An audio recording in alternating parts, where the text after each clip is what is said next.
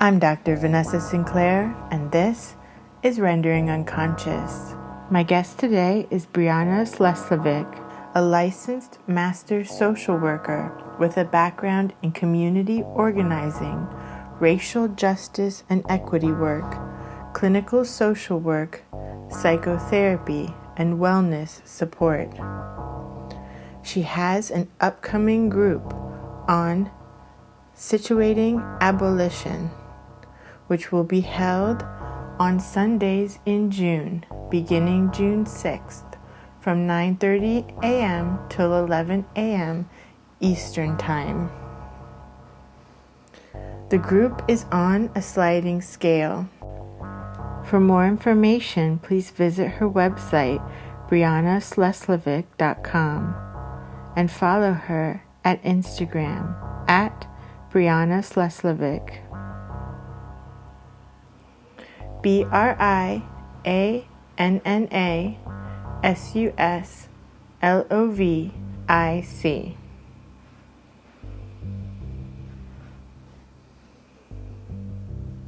As for most Rendering Unconscious podcast episodes, there's also a video accompanying this episode. Just visit Trapart Film's YouTube channel. That's Trapart Film at YouTube, or search for Rendering Unconscious podcast. Rendering Unconscious is also a book, Rendering Unconscious, Psychoanalytic Perspectives, Politics, and Poetry, available from Trapart Books. For more, please visit their website, trapart.net. That's Trapart.net. Many thanks to our supporters at Patreon. You can support the podcast at our Patreon. That's patreon.com/Vanessa23Carl. That's VANESSA 23CARL. Thank you so much for your support. For more information, you can visit Rendering Unconscious RAIN website, renderingunconscious.org. You may also visit my website, drvanessasinclair.net. That's drvanessasinclair.net.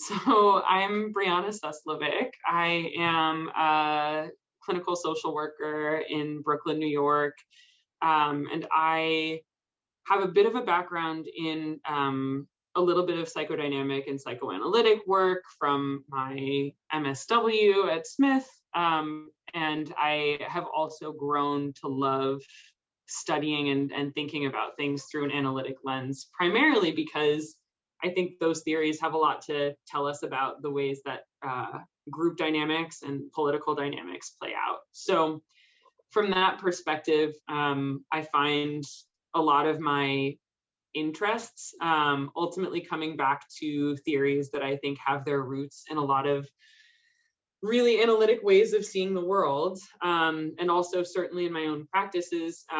In the jobs that I've held as a social worker, I found it really useful to be able to conceptualize situations and interactions through that lens. So the work that I do now is at an organization in Queens that works with mostly people who are re-entering after being incarcerated, some for a short period of time in jail, others for a longer period of time in prison.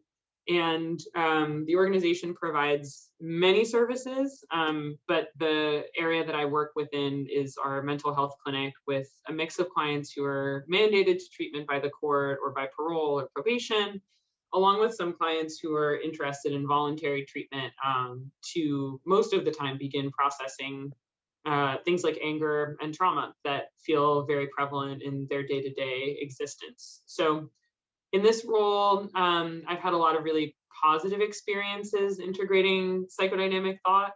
And also in this role, I've gotten to think through the ways that mandated treatment is so limited and limiting. So in that capacity, I think it's been really helpful to know that one way of understanding the mandate in a treatment that I might do is by thinking of it as a third, or like another presence in the dynamic between me and the client. And then, in the work that I was doing before this job, I think I was also very much thinking about the court system as a third in all of my interactions with clients from more of an advocacy perspective when I was at a public defender's office here in the city, doing a lot of sentencing advocacy and mitigation work with clients who had attorneys who were public defenders. They were charged with crimes in the borough of Brooklyn. And my role there was mostly focused on trying to create opportunities for prosecutors to give my clients alternatives to the jail or prison sentences they were facing. Yeah, that's amazing. And I think that's a really great way of thinking about it, thinking about these kinds of systemic issues as a third, or the court system or the mandated part of it. I used to work at Woodhull in Brooklyn and Bed-Stuy, and I found that people that had been through a lot of different bureaucratic systems that were very violent and racist, they really, really appreciated having more of a psychodynamic clinician who wasn't just like kind of treating them in this like very bureaucratic, like childlike way. Because I found like when I was training for my PsyD and I had a more CBT supervisor, I felt like giving people worksheets with like this is the thought bubble and like the different way you think about something changes the situation you're in or whatever really felt to me like treating people like children. And I just couldn't speak to adults like that. Like I don't want to talk to my adult patients this way. Right. And I think, it's a similar sort of sentiment that I have working in this particular role with people who are coming from mostly CBT oriented work with clients. I think that the challenge for me has also been working within a system that demands a certain amount of measurability and like compliance tracking. And so I think that that's more broadly a concern in community mental health, but especially when courts are expecting to get report backs or to be somehow involved in the treatment to see measurable results based on what they deem to be the presenting problem. So in that regard, it's perhaps possible to sort of conceptualize some of the individual therapy that I'm doing almost more through like a family therapy or group therapy lens, in which there are different actors playing different roles and creating different kinds of dynamics within the treatment that then complicate the direct work that I'm able to do with my client. So I agree with you. I think that in a lot of ways, psychodynamic work lends itself to people who have lived through multiple traumas and also lived within systems that don't allow them to be adult human beings. And in so many ways, like allowing clients to make the kinds of connections that they need to make from earlier life experiences to what problems are repeating themselves now, becomes an opportunity to also acknowledge the structural forces that have shaped some of those earlier life and also present life experiences that have been traumatizing or challenging to them. Yeah, that makes a lot of sense. Yeah, so let's talk about your group that you have coming up. Sure. Make sure to plug it right away. Yes. So the group that I'm running is called Situating Abolition. It's a group that's open to clinicians and non-clinicians, and it is born mostly out of having worked pretty close up to the jail, prison, and policing industrial complex within New York City specifically, and over time developing a pretty strong abolitionist stance. And I think that, with that caveat, there's many, many ways of understanding abolition. And certainly in the past year, abolition has become a word that is used by more people. So the disclaimer on the course is that it is hopefully an exposure to different ways of thinking about abolition, different ways of understanding histories of prison abolition specifically, doing so ideally with a lens toward the ways that, social theory benefits from psychoanalytic work, and also the ways in which I think all of us, regardless of how quote unquote close we are to these systems, are implicated by them. So in that regard, the course is designed for all levels, and it meets, hopefully, this first iteration, we'll see how the timing works, but it'll be an hour and a half from 9:30 to 11 a.m. Eastern time on Sundays in June. So the course is also offered on a sliding scale. We'll meet over Zoom, and I'll provide a suggested syllabus with access to readings, with the intention mostly being for this to be a space of sort of muddling, as opposed to any more structured teaching environment that we might think of. A friend of mine described a course that they were running as a germinar, which I appreciate, because it's suggesting that the ideas germinate instead of a seminar where, like, one person plants the seed. We're hopefully doing work in a setting like this where we're pollinating and spreading more widely a lot of the benefits and challenges that I think an abolitionist framework has to offer, both to your non-clinician, but also specifically to those of us who have worked or are working in psychiatric settings. That's amazing. And maybe you could talk a little bit about, a tiny bit, this is going to be a class, I'm sure, but maybe a tiny bit about the history of abolition, the idea. Yeah, that's great. Okay, so I feel like the tough part about this is that I don't know that there's a singular way to summarize the history.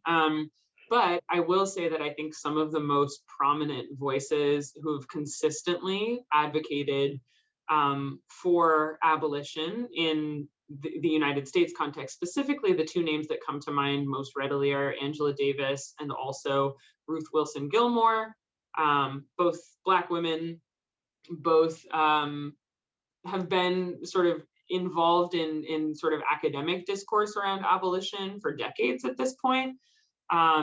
Angela Davis also has a history, obviously, of involvement with the Black Panther Party in a pretty significant way, and direct criminalization as a result of that involvement. And Ruth Wilson Gilmore is interesting to me because she is trained as a geographer. And so her book, The Golden Gulag, speaks specifically to both the building of prisons in California and also the resistance and opposition that came to the process of building those prisons from a very abolitionist standpoint.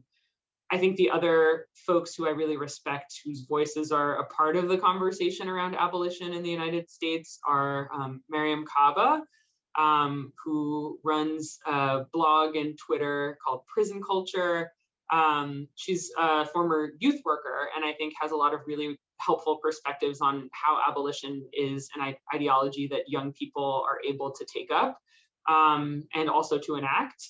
And I think similar to actually what you were saying earlier on, just about the ways that often systems infantilize adults, I think systems also impose a lot of like voicelessness on young people.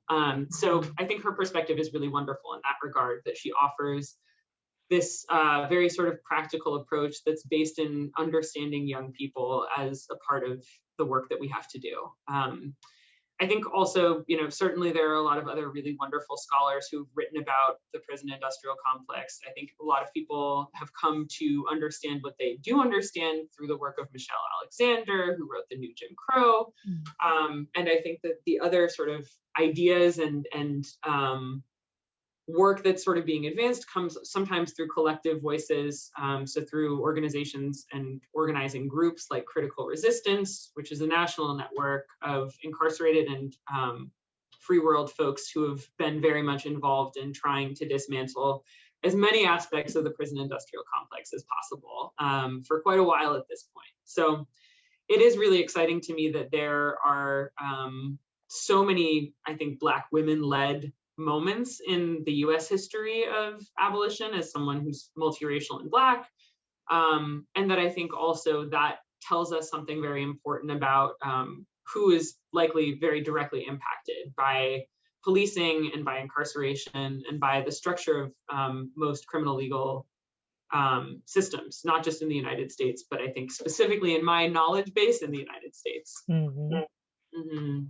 No, I'm really happy to start seeing this shift where people are looking more at the systems that are causing these issues, because they've been so focused, the systems have been focused on making individuals feel like everything is wrong with them, that everybody has some sort of defect or is a problem or is a criminal.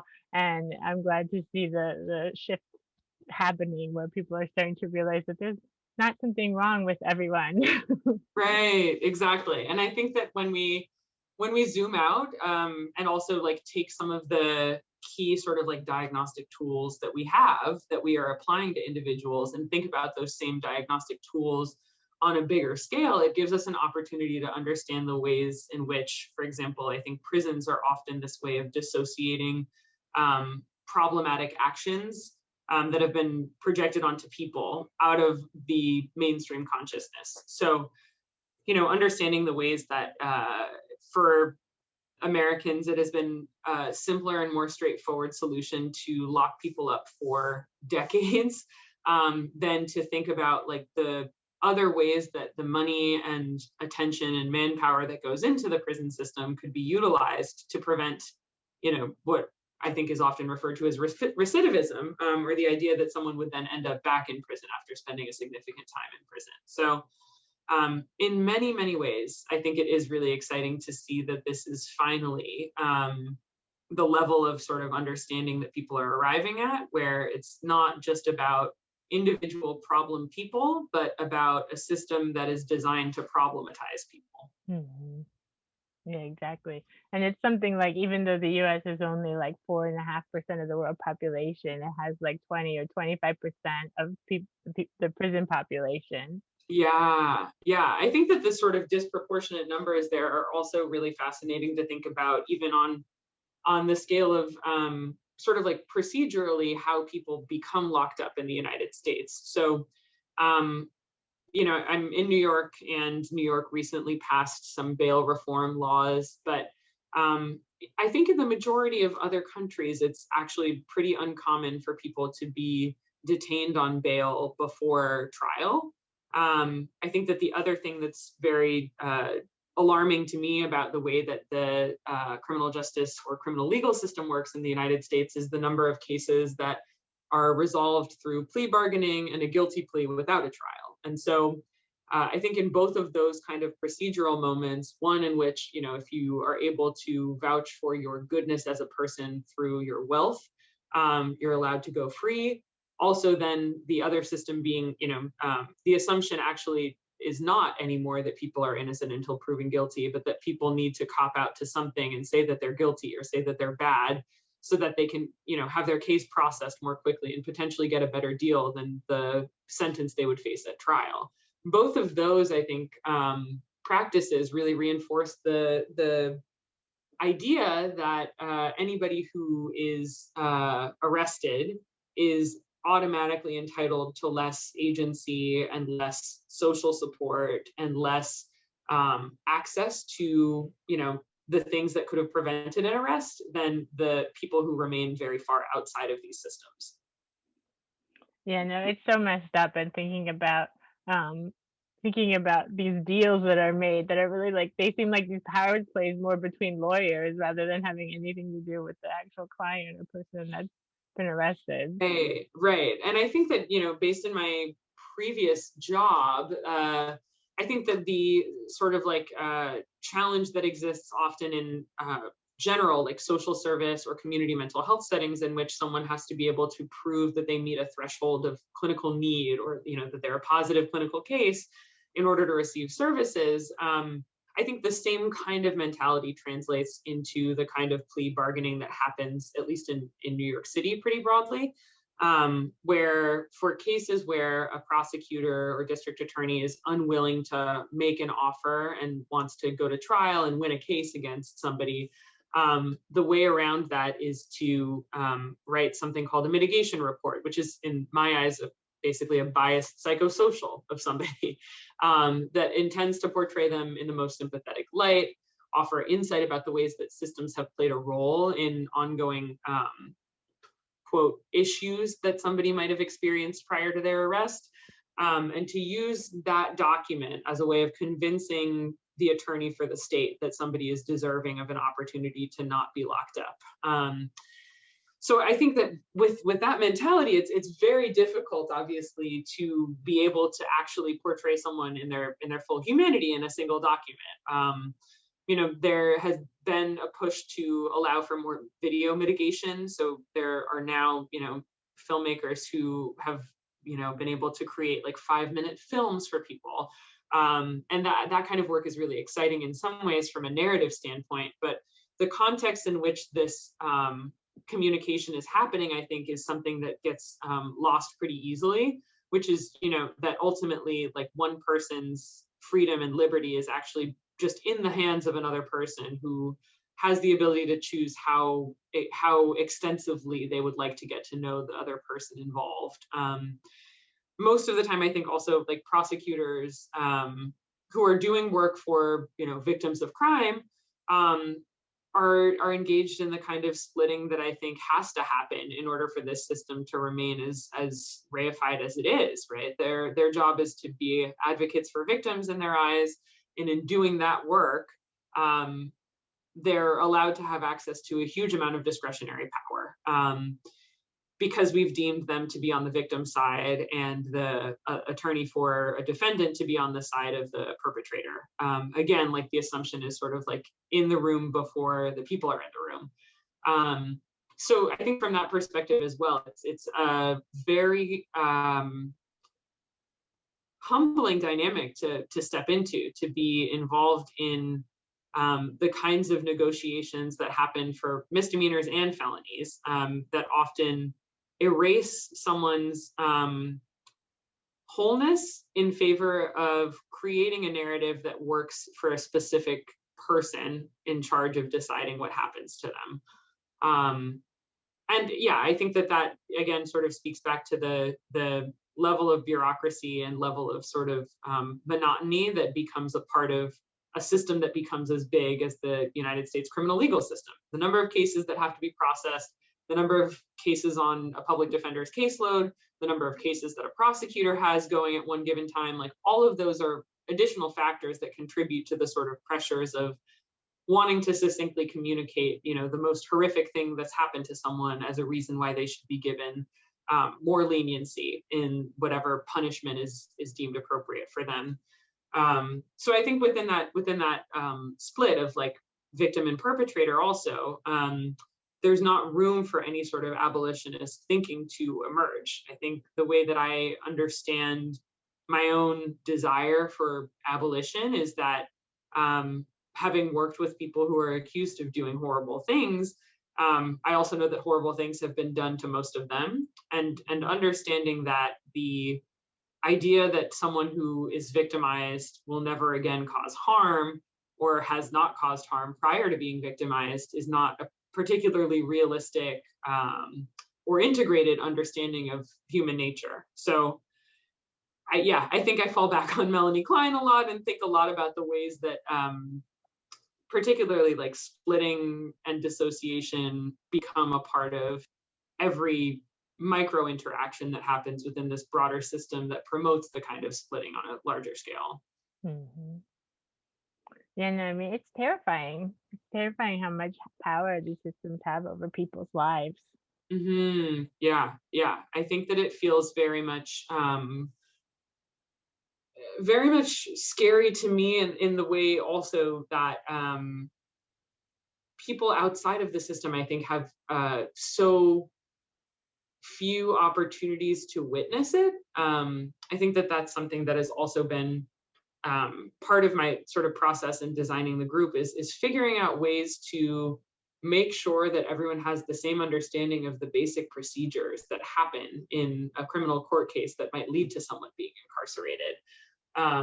I think when we understand the ways that systems work, then we're much better able to start dismantling them. And I think one of the unfortunate things about the court and criminal legal system in the United States is that people who have no business being in court are never in court, except maybe for jury duty, in which they're given a very small sliver of access to what a trial might look like, but not what, the plea bargaining leading up to the trial looked like, or what the actual event was like for any of the parties involved. So in that regard, I think that because this is a system that can be invisible to so many people, it's also a system that has sort of unchecked power. And a lot of that power comes through the discretion of judges or prosecutors who, in many ways, I think are aware that they have the upper hand over my clients' lives. Yeah, and especially when so many federal judges, for example, get lifetime appointments. Right, exactly. I think that in many contexts as well, like understanding the ways that judges, come to consider the cases in front of them is something that I think I was able to get a closer glimpse at when I was appearing before the same judges over and over again with my clients. And in that particular realm, so much of what I think was going through judges' minds for a lot of my clients was very much a sort of like risk management protocol, as opposed to a mindset that allowed them to impartially review evidence. I think that the concern often in terms of people being out of jail while their case is pending, for example, is a judge's anxiety that they might be, blamed for letting somebody go who then commits a horrible atrocity while they're out instead of being in jail.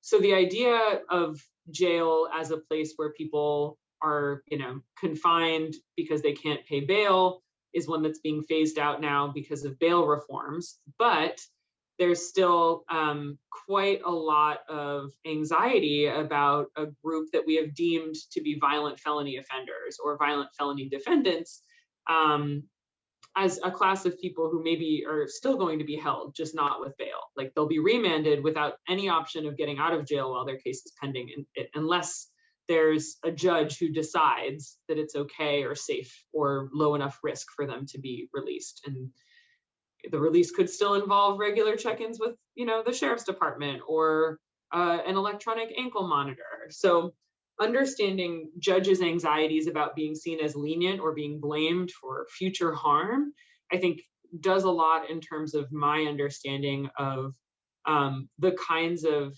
anxieties that allow for this entire system to be held together the way that it is.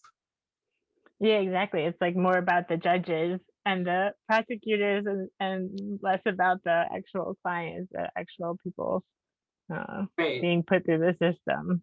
Exactly. Yeah. I think that the deeply existential level of anxiety that feels very present when these systems are challenged also is really telling, right? Like that it is very difficult for the average person to feel comfortable with the idea of not having a place to confine bad people. I think that level of anxiety is understandable, given that this is the messaging that we've received since the very beginning of most of our upbringings, that there are bad people who go to a bad place where no one can be harmed by them anymore, and they are being punished for whatever bad thing they've done as a bad person. That kind of like rhetoric, I think, like leaves out room for there to be good people or good enough people who are in bad situations or who do cause harm and do bad things, who, for whatever reason, depending on the gravity of whatever bad thing has happened, have to carry that badness with them through the rest of their lives, either in a prison or through, job applications and apartment applications and sex offender registries and all of the other ways in which someone loses access and loses liberty for much longer normally than a prison term alone. Yeah, exactly. And I felt the same way, like working in the hospital system, like at Wood Hall, for example. I worked in the Paul Porosky Center, which is the HIV clinic. And, I feel like a lot of people, they don't see these systems up close because like I only saw the medical system up close because of the fact that I was working within it. But before I had started working within it, I had no idea how horrific some of these hospital systems are. For example, and the same thing with the prison system.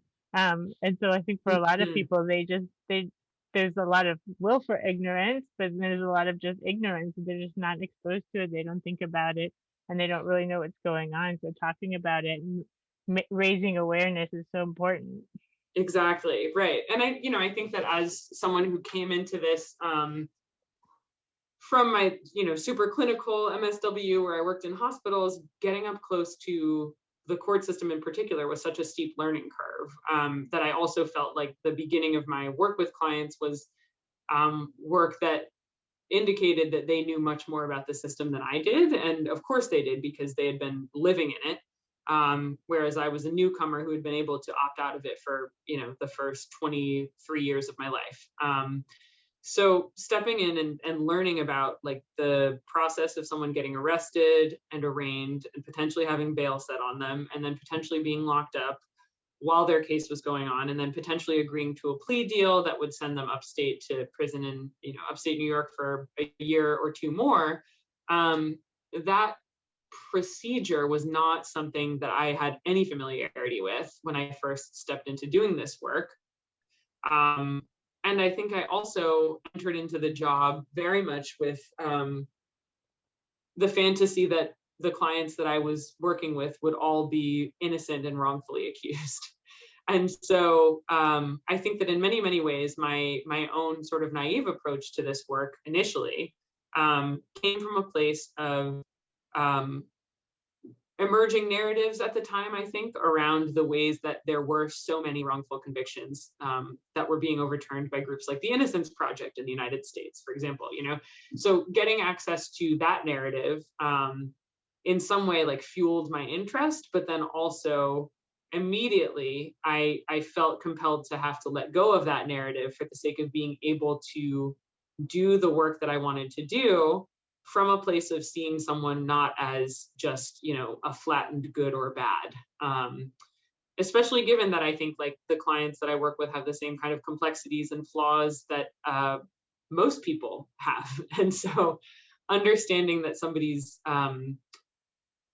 worthy of care and worthy of respect and worthy of someone to witness what they're going through and to be there with them in it, even if they have caused harm, is something that I think has been really an important moral process for me to be engaged in, to sort of understand that ideally whoever my client has harmed is also having access to, whatever victim services they need, but that my client, in order to not repeat this harm or to be able to step out of the repetition that he's in, is also in need of some kind of intervention that the majority of society perhaps believes that he shouldn't have access to. I think when we think about the history of prisons and jails in the United States as well, there's such an interesting history around words like penitentiary, or when we think about corrections or correctional facilities, that there's this idea of rehabilitation as being a part of what happens in prisons. And there's the idea that, even the jails where people are being held before they've been convicted of anything are places where the Department of Corrections is in charge of things. So this idea of rehabilitation and correction being very prevalent in these physical spaces of confinement is something that I think also bears reminding, right? That this is also sort of a false narrative that very much is a part of what we want to believe about what happens in prisons and jails. We want to believe that people who go there are both being held there because it's safer for society and also because they need to be fixed in some way, because they enter as inherently bad people. So when we operate off of that logic, I think something that very easily gets lost is the idea that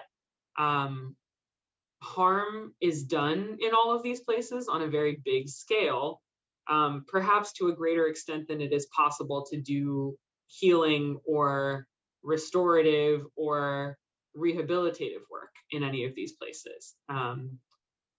which I think in some way relates to even the idea of doing work on a mandated basis with clients. I think for anybody who's worked with mandated clients in therapy, or to try to provide them other mandated services, there is such an awareness of resistance as something that is very present in a different way than resistance might be for any client who's voluntarily choosing to opt into a weekly session or two. And so understanding that the resistance is there for good reason, and that often the prescribed solution coming from a judge to fix a bad person by sending them to therapy is not something that's going to work if the idea behind therapy is still that it is taking place as a punishment or in lieu of another punishment.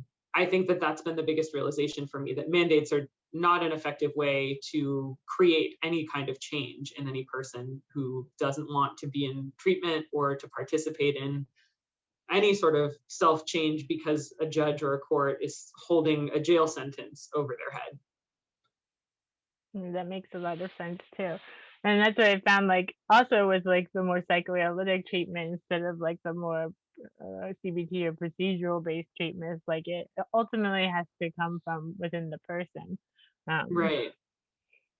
Yeah. And I think that that's why in so many carceral settings, whether they be settings like mine now, where people are doing alternative to incarceration mandates with the understanding that if they don't complete, they'll go to jail or prison, or within the actual jails and prisons themselves, I think the much more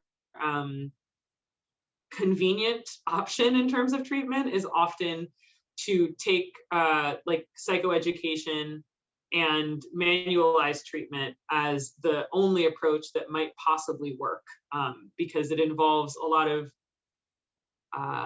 the clinician giving information to the client as opposed to the client bringing in information and allowing for both parties to sort of like sift through it and experience it together. In many ways, I think it allows for a level of experience distance that I think can be really yearned for by people who get close to these systems and then become overwhelmed by them for good reason. So just being able to recognize the ways that it is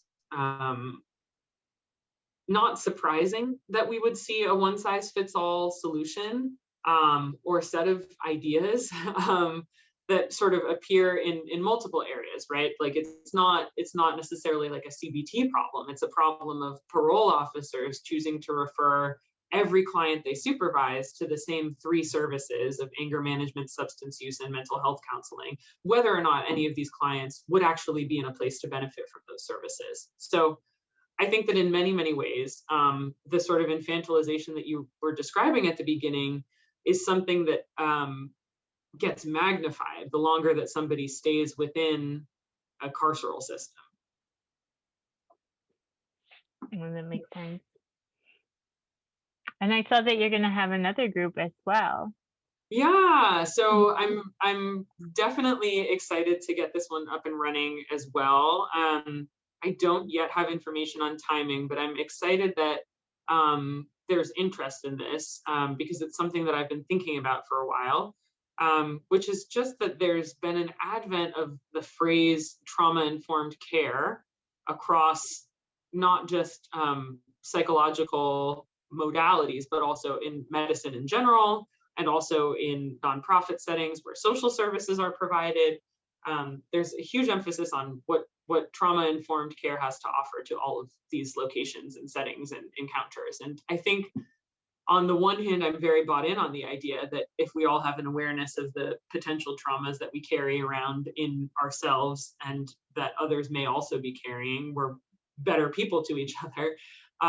My hesitation is that I think often trauma-informed care becomes a way of presuming what clients need and prescribing a particular presentation that a client needs to have in order for us to respond or be informed by their trauma. So I think I've seen organizations that have blanket policies that are very helpful for some survivors of certain traumas and very unhelpful for others. Or I've seen ways that, in my mind, trauma-informed care as a framework has a potential to oversimplify the ways in which someone can acknowledge what might be traumatic to them and what might not.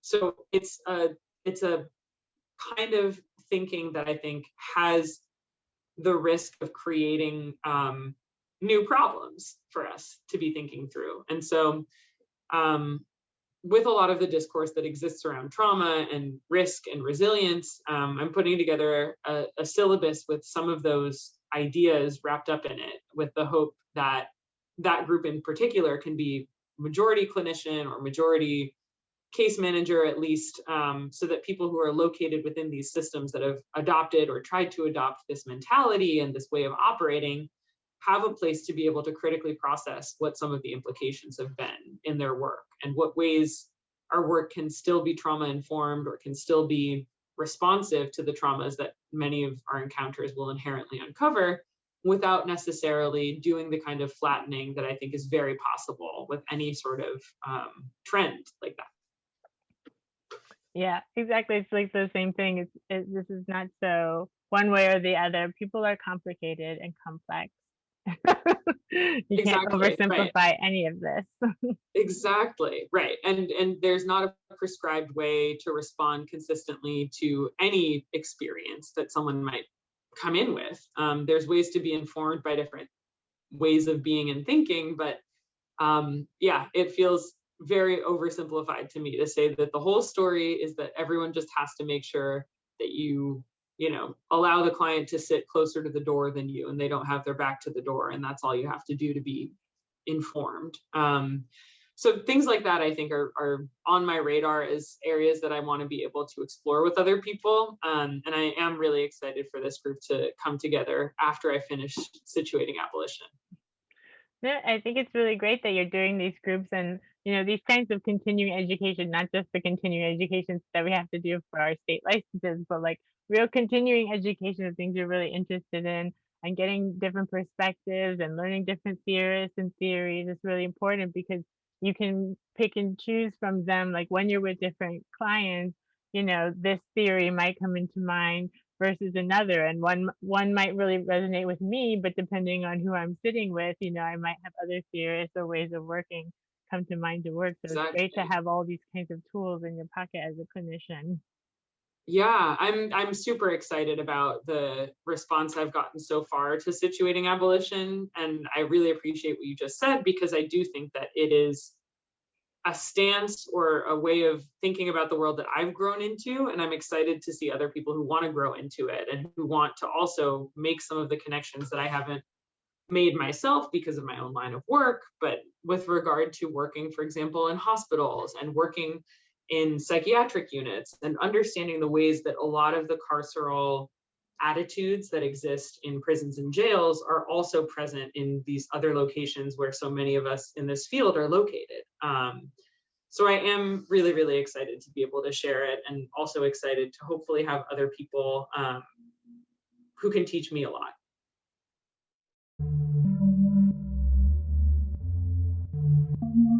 Thank you for listening to Rendering Unconscious. You've just heard a discussion with Brianna Suslovic. To join her study group, Situating Abolition, and to follow her work, please visit her website, briannasluslovic.com, and follow her at Instagram at Brianna Suslovic. That's BriannaSuslovic.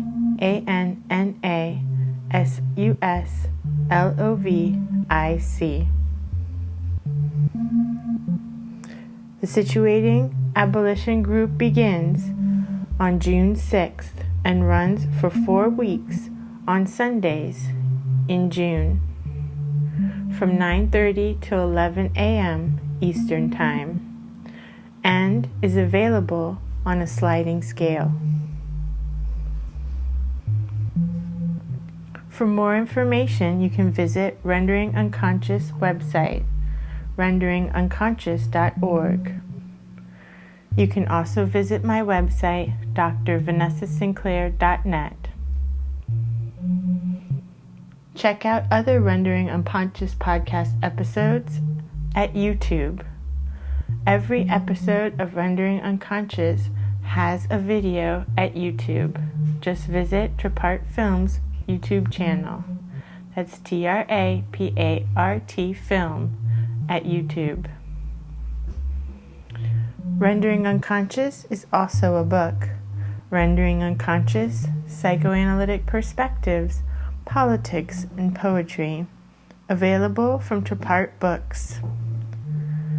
Please visit the publisher's website, trapart.net. And you can support the podcast at our Patreon, patreon.com/Vanessa23Carl. That's patreon.com/VANESSA23CARL. Thank you so much for your support. The track at the end of this episode is Follow My Voice for Hatshepsut, from an album I did with Swedish artist Per Olund. Enjoy.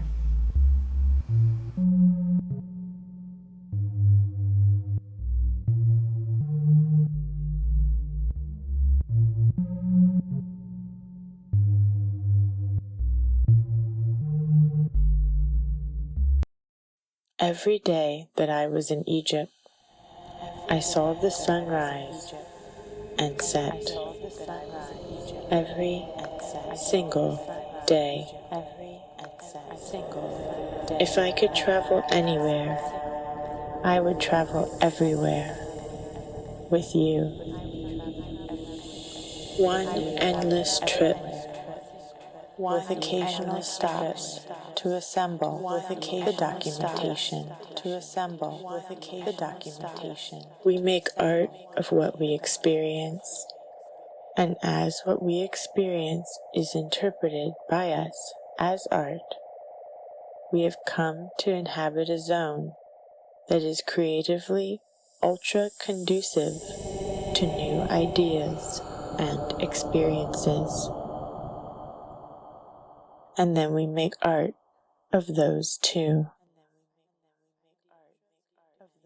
Tell me a secret. Tell me a story. One of your life. Because I want you to connect with me. Follow my voice. Use your ears to see. Use your eyes to ingest. And your hands to feel. I'm going to show you a few things, and I need you to really see them. Things aren't always what they seem here, so you have to be prepared. I am an animist, artist, and author who works with remnants of the dead and the discarded to create talismanic and totemic art, like aspirin or something for the headache of life. Yes, there is a kind of humor here, which is not bad. It might even be the announcement of a period when humor would be introduced, when people would not be so serious and money would not be so important, and there would be time for leisure with you.